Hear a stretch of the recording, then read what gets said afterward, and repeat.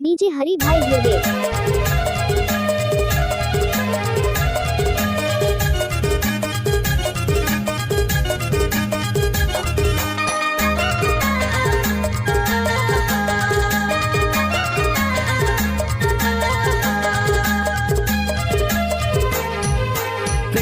doomer टोला के धमाल बीरेंद के कमाल नाचा हूँ जोड़ीदार मुर्तीर में आना रुखी डूमर टोला के धमाल बीरेंद के कमाल नाचा हूँ जोड़ीदार मुर्तीर में आना एवो मायारो मरभतरी यार नाचा हूँ जोड़ीदार मुर्तीर में आना एवो मायारो मरभतरी यार नाचा हूँ जोड़ीदार मुर्तीर में आना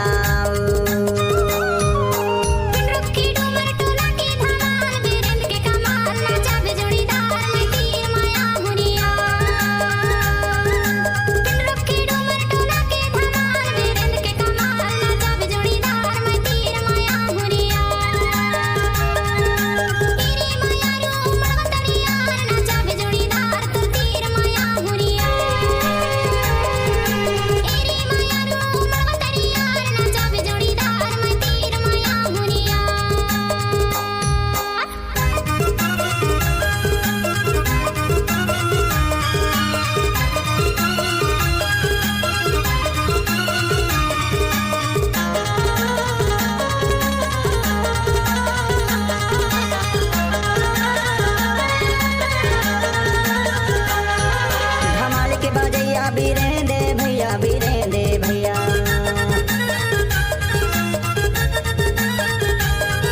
धमाल के बजैया बीरेंदे भैया बीरेंदे भैया